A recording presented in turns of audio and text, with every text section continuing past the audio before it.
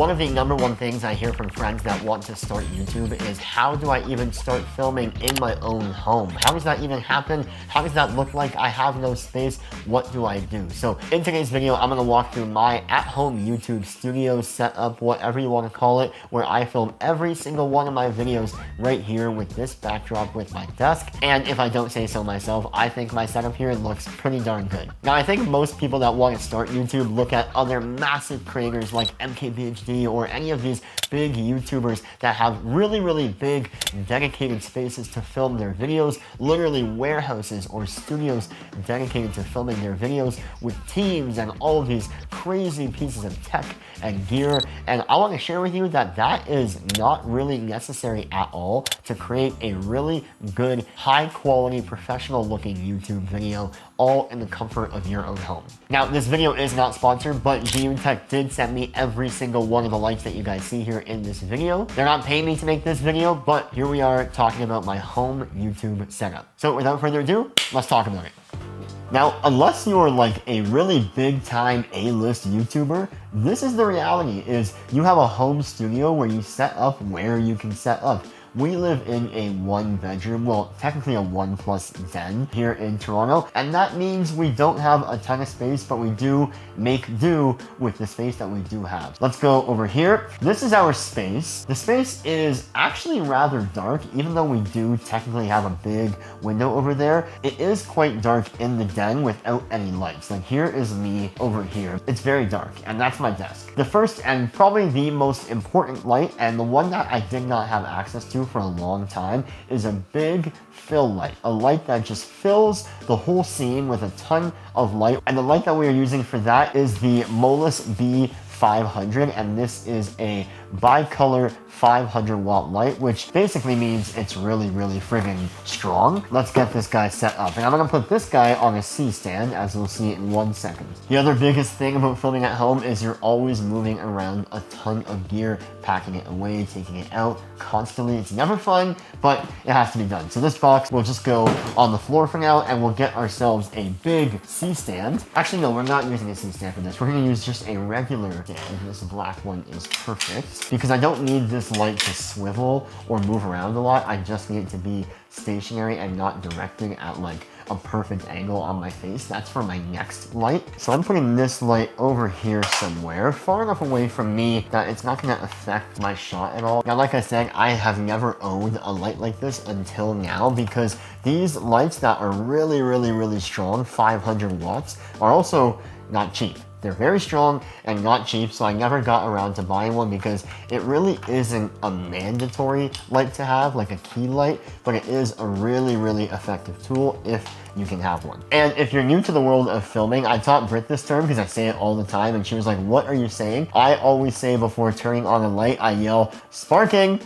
and turn on the light. You yell out sparking before you turn on the light, because these lights are so strong, they could literally blind someone if somebody was looking at the light source before it was on. So you always yell out sparking before you turn on the light, and people know that you are turning on or sparking the light. But if we already look at the scene behind us, here is with the light off, where we had it before, and then on. Give the camera a second to adjust. Look at how much light we have in our scene. Wow. And the way that that's happening is because I have this light directed upwards towards the ceiling, which is then bouncing off the white ceiling back and illuminating our whole scene in a very soft, light, ambient way. Now, moving this floodlight around will affect how the shadows are creating in the scene, but it's not going to affect it as much as a key light. So I like to find a place that I'm happy with and pretty much just keep it stationary the entire time. Okay, next up, our next light is actually this one here. This is the Zhiyun Tech Molus G200, and this is a 200-watt light that we are going to use as a key light. For the longest time, I had a 60-watt light that I use as my key light, and that is more than good. 200 watts is even better. It's even more power. Again, bicolor, so I'm going to make sure that both this light and my floodlight are set to the exact same Kelvin temperature. I already know that that one is set to 5600 Kelvin, so I'm going to set this one to the exact same temperature so that they match. This light, I love a good carrying case. So convenient, so easy. Look at this. And this light is so small for being 200 watts. Like, that is crazy. That's like the size of like 2 pieces of Texas toast. Like, that is amazingly small. It also has this really awesome power module, which I actually love. Some people think they're kind of clunky, but it is really effective, and I'll show you why in a second. Then we're gonna grab that C-stand that we didn't use yet before.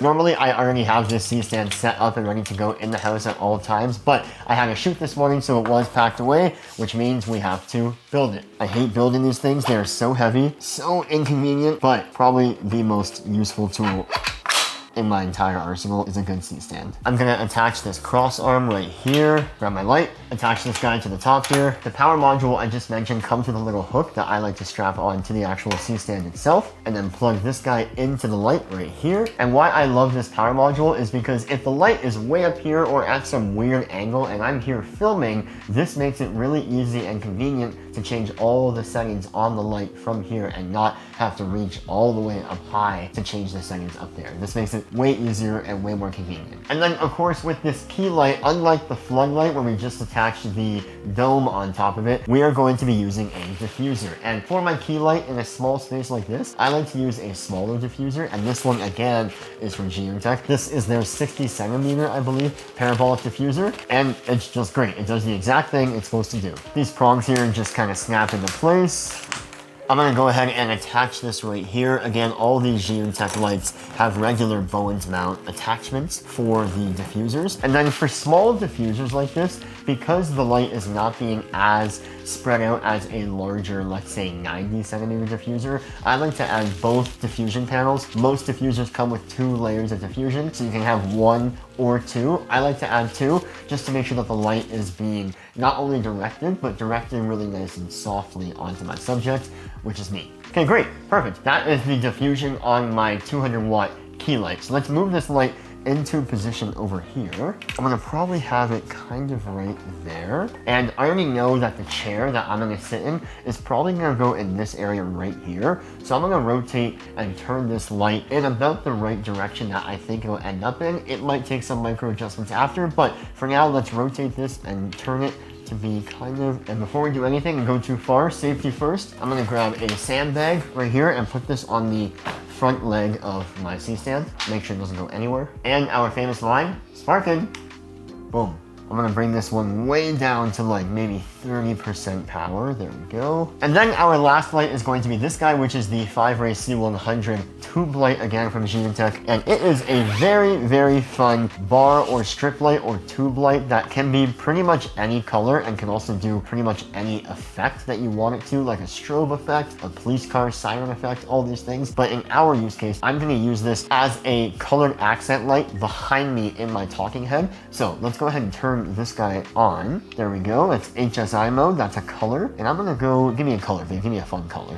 Ooh, yellow. Yellow. Okay, we're gonna go yellow today. Let's go to hue. I'm gonna bring this over here. The other thing about filming is always cleaning up, which I will get to in 1 second. Now, I like to have this angled kind of upwards towards the corner of my wall here because I already know that this light is going to land behind my head in the talking head shot. You won't even see the light, but you will see the yellow glow around me. So it kind of acts as both an accent color light and a hair light to separate me from the background even more. All right, next, because it's literally driving me crazy, and that is to always keep a clean desk, especially for video. So give me a second and I'm gonna tidy all of this up.